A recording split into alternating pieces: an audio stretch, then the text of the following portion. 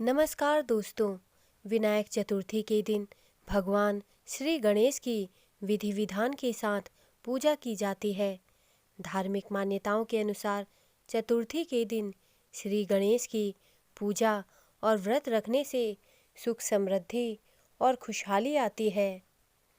कहा जाता है कि विनायक चतुर्थी के दिन विघ्नहर्ता की पूजा के दौरान कथा को सुनना या पढ़ना अवश्य चाहिए।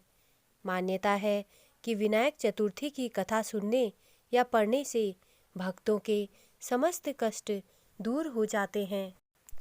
विनायक चतुर्थी की व्रत कथा इस प्रकार है। एक बार शिवजी और माता पार्वती नर्मदा नदी के किनारे बैठे हुए थे। तभी माता पार्वती ने कहा कि उन्हें चौपड़ खेलना है। शिवजी ने भी सहमति दे दी, लेकिन परेशानी यह थी कि इस खेल की हार जीत का फैसला कौन करेगा।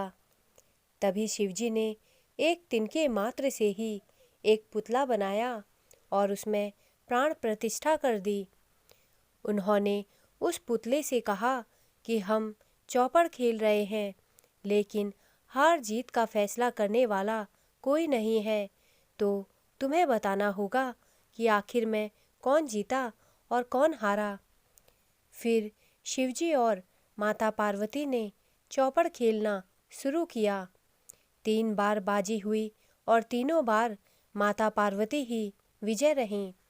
लेकिन जब बच्चे से पूछा गया कि कौन जीता, तो उसने महादेव का नाम लिया। यह सुन माता पार्वती क्रोधित हो गईं।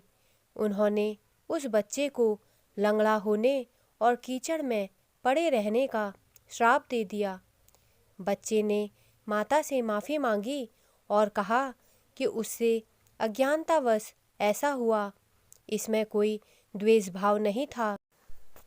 इस पर माता ने कहा कि यहाँ नाग कन्याएं आती हैं और गणेश पूजन करती हैं। जैसा वो कहें उसके अनुसार तुम गणेश व्रत करो, इस तरह तुम मुझे प्राप्त करोगे। इतना कहकर माता पार्वती और शिवजी कैलाश पर्वत पर चले गए। ऐसे ही 1 वर्ष बीत गया। फिर वहाँ नाग कन्याएं आईं और उस बालक को गणेश जी के व्रत की विधि बतलाई। लगातार 21 दिन तक उस बालक ने व्रत किया। उसकी श्रद्धा देख गणेश जी प्रसन्न हो गए। गणेश जी ने बालक से कहा कि वो मनवांछित फल मांग सकता है। तब बच्चे ने कहा कि उसे इतनी शक्ति दे कि वो अपने पैरों पर चल पाए और कैलाश पर्वत पर अपने माता पिता के पास जाए। उस बालक को वरदान देकर गणेश जी अंतर्ध्यान हो गए। वरदान पाकर बच्चा कैलाश पर्वत पहुंचा।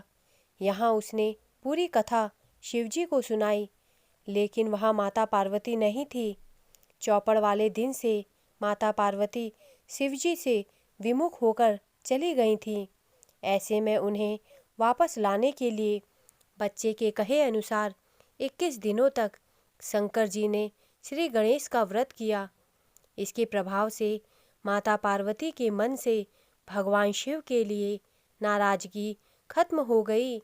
जब उन्होंने इस व्रत के बारे में पार्वती जी को बताया, तो उनके मन में कार्तिकेय से मिलने की इच्छा जागृत हुई। फिर माता पार्वती ने भी 21 दिन तक श्री गणेश का व्रत किया और व्रत पूरा होने पर कार्तिकेय स्वयं माता पार्वती से मिलने आए। तब से लेकर आज तक यह व्रत सभी समस्त मनोकामनाओं की पूर्ति करने वाला व्रत माना जाता है। दोस्तों, मेरे द्वारा दी गई जानकारी अगर आपको अच्छी लगी हो तो कृपया मेरे चैनल को सब्सक्राइब करें तथा मेरे वीडियोस को लाइक करें। धन्यवाद।